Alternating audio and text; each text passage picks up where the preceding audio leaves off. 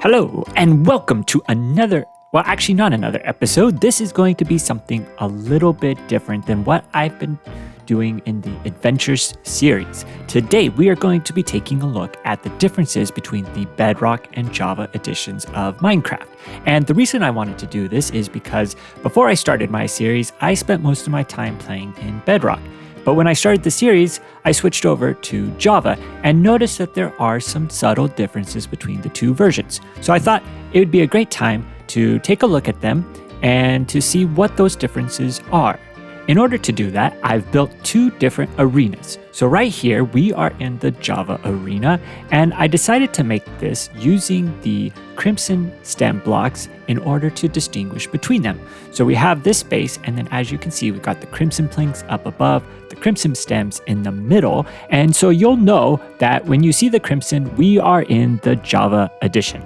And over in the Bedrock arena, you can see that we have the cyan color because I'm using the warp stems and the warped planks, and then you can get the cyan color. So you'll know when you see that we are in the Bedrock edition of the game. Before we get into the actual comparison, we need to go over a few ground rules because this is going to be a comparison that's a little different than the ones that are already out there because we're going to be looking at subtle differences. So let's start with the rules.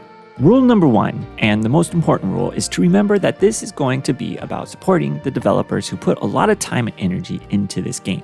This is not critiquing their work. This is not suggesting that there's anything more that they need to do or to change, but rather this is about just some differences that I have seen. So remember that the developers do a lot of work. They put a lot of time and energy into this, and we should support them as much as possible. Rule number two is that both versions of Minecraft are equal versions of the game, and this should not be seen as saying that one is better than the other. There are differences between them, and some of those differences can benefit or be seen as something that's not so important to certain players, so you shouldn't take this as a comparison to say that Java is better than Bedrock or vice versa. Rule number three. We are not going to be covering differences that are some of the bigger differences between the editions, such as the render distance in Bedrock versus Java, or the availability of mods that you have in Java that are not necessarily available in Bedrock.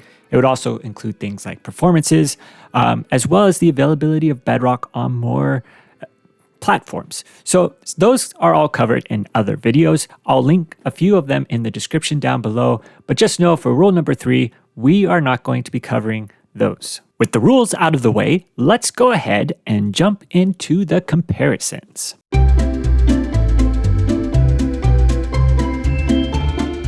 For our first comparison, I've built this simple little house, and I wanted to show some of the things that you're able to do with trapdoors in the Java version. So if you come up to a corner and you place these in, you're able to put them on both sides and they go exactly where they need to go, right up against the block. And so we're just going to place these around here quickly. And you can see that you're able to do that on just about anything. And it's really quick, really easy to do. You could just put them all in real simple, just like that. If we take the same house and put it in the Bedrock edition, and we go to place the trapdoors on the house, let's go ahead and take a look. So we take the trapdoors, we come up to the corner, and when we go to place them in, just like that, you see how they don't go right up against the log. Instead, what you have to do is you have to be facing the log in the direction that you want the trapdoors to appear. So we can go around. It's just a little bit different. It's a subtle difference, but it makes a difference when you're going through placing a lot of them. Like, see what I just did there? It makes it go to the side as opposed to going up against the log.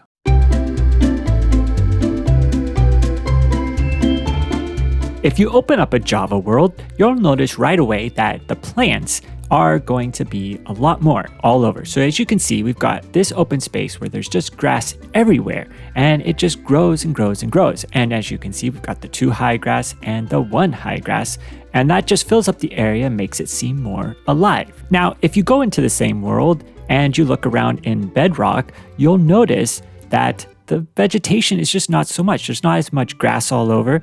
It's just a little bit less, but you still have some, but it just doesn't have quite that same alive feeling that you get in the Java edition. In Java, if you plant a flower and you try to bone meal it, nothing happens. You can just click on it, like I'm clicking here, and there's just nothing. In comparison to Java, and I've switched over to survival from creative, if you bone meal a flower, you get 1. You can actually get more than 1 at a time. Let's see if we keep doing this. Yeah, see, so you got 4 right there.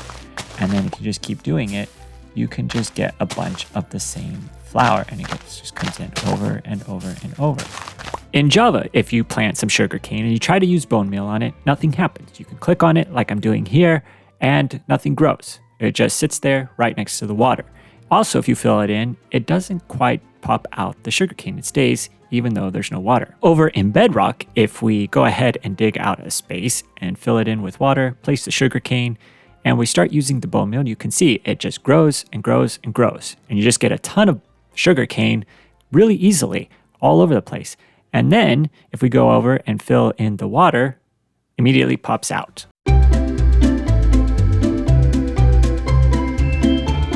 So the next difference that I wanted to go over is how chests are placed. So in Java, if you place 2 chests next to each other, it goes just like that. They merge into one. And that's very similar to Bedrock. But if you are placing multiple chests and you press Shift right next to it, you can see that it remains as 2 separate chests. Now, when you are building a storage system, this presents a little bit of a challenge because in order for the chest to become a double chest, you have to be pressing Shift, but you have to have it next to the side of the chest, because if you click anywhere else, say here, you see that becomes a separate chest. If you are on this wall and you do the same thing, it becomes a separate chest. And so the only way to do it is to be pressing Shift and have it connected to the chest that you want to become a double chest. So if you come out, you can see that this presents a bit of an advantage, because let's say you're building a pile of chests, you're able to just place them any way you want them to be and they will remain separate. You can have 3 separate chests all in a row like that. You can make them so that they're facing different directions and they remain separate. Or you can come along and you can just place them however you want and they will stay separate chests. You can just put them all over. You can go pretty wild with it. And as long as you're holding Shift, and you don't touch the side like I just did there, they remain individual chests. Now, if we were to go ahead and try to place chests here in the Bedrock, what you'll notice is if you place these chests here, you can just go like this. If you place and you're pressing Shift, it automatically, whether you're connected to the chest or not, it just goes right with the chest. You can't place 2 chests side by side. It automatically connects them. Now, the advantage is that you can really easily do just a whole stack of chests because you just go up like that, and you don't have to make sure that you're touching the side. And then that way, they're just all connected right away in the Bedrock, but it does have a little bit less flexibility because the only way you can really get these chests to be disconnected is if they're facing different directions. Otherwise, they will link up like that.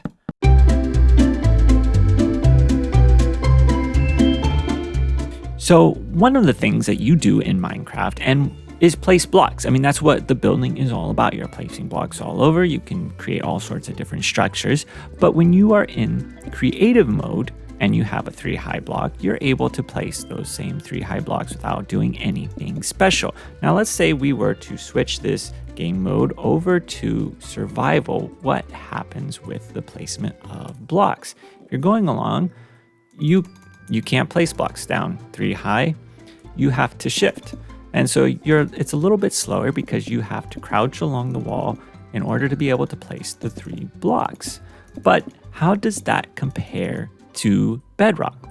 In Bedrock, however, if we go up, we can place the 3 blocks. And right now we're in creative, just like we started out in the Java one. But if we switch over to the game mode, to survival, watch what happens.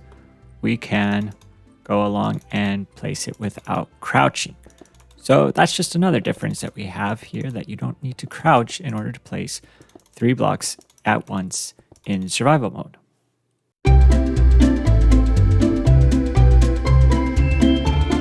Now, related to the placement of blocks, as you could see when we were in survival mode, we had to crouch down to be able to place blocks that were 3 high up.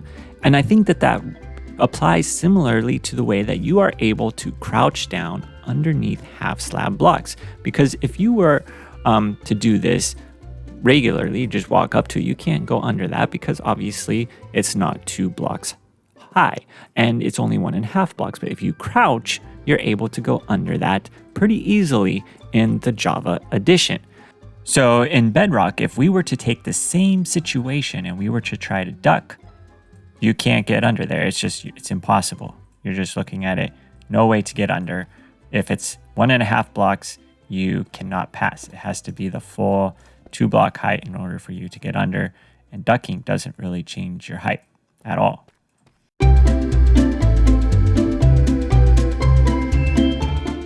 For this next portion, I built this wall to demonstrate what I wanted to show. So if you are in Java and you start sprinting and you come up and you brush a wall, you slow down to just the walking pace. And it's the same no matter what. You're running up, touch the wall, and now you are walking.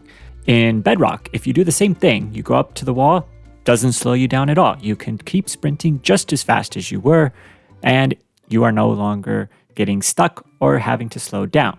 So that's just another little difference between the 2 versions.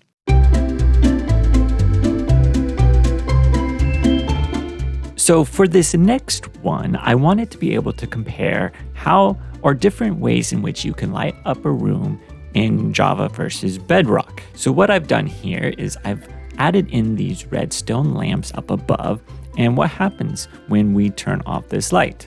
The room is completely dark. You can't see anything in here. The light level is, let's see, what is the light level? Light level is 0.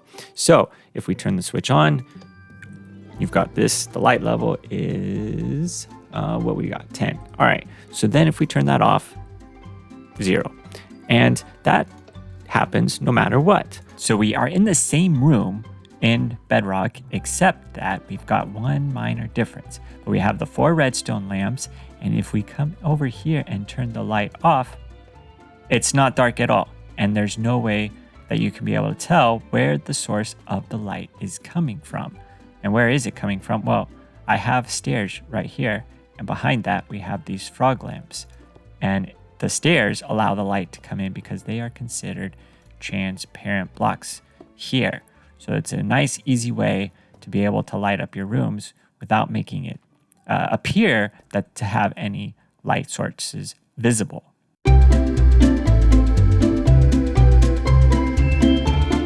For this next comparison, I wanted to show sort of how entities interact between the versions. So we are here in the Java version, and we've got this piglin, or zombified piglin, in a boat. Now what happens if we try to push this piglin underneath this block? Nothing happens. As you can see, you cannot push this block. This piglin does not go into the block. It's just sitting there. It blocks it. The entity cannot go under. Let's say you have the same situation in Bedrock where you have a zombified piglin that you need to remove without aggroing all the other zombified piglins in the area. What you can do is you can place him in the boat just like before, except that when you press him forward, he will go right into the block and suffocate, which is a painful sound. So we're going to back up a little bit, and shortly he will no longer be there. Let's wait. Almost there, and then gone. Just like that. And the rest of the piglins won't be upset at you because they will think that he suffocated rather than that you did anything to him in that case.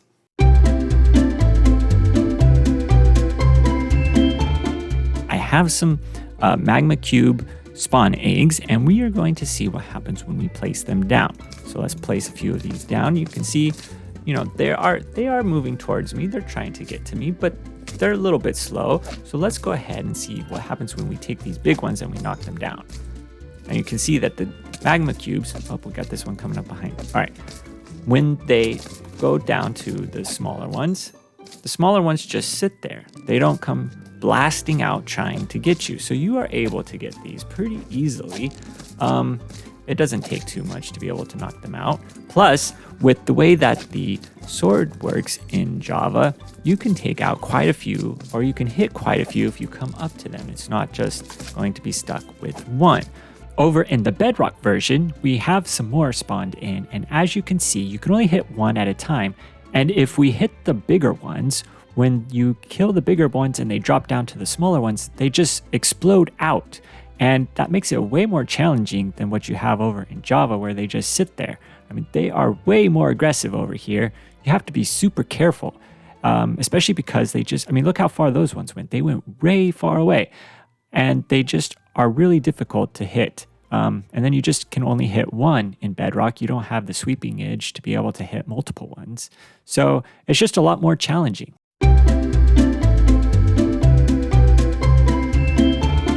This next comparison is going to be looking at dark oak trees and how they spawn in Java versus Bedrock. So I have 9 dark oak trees here, and we're going to take away the leaves and see what happens when the leaves are not there and how the trunks of the trees look when they spawn in. So I have this command here, which will replace the leaves with air. And there we go. So now you can see we've got sort of this is a kind of a standard looking one, but over here we have some where it goes at an angle. And we've got some leaves here. All right. And then this one also has an angle too. And if we go around and look at these, you can see that there is some variety in how these trees spawn in. And this one looks pretty tall too. I think this is a lot taller. So this is how it looks on Java. Now over in Bedrock, I did go ahead and put in some dark oak trees, and we've got 9 just like what we had over in the Java version.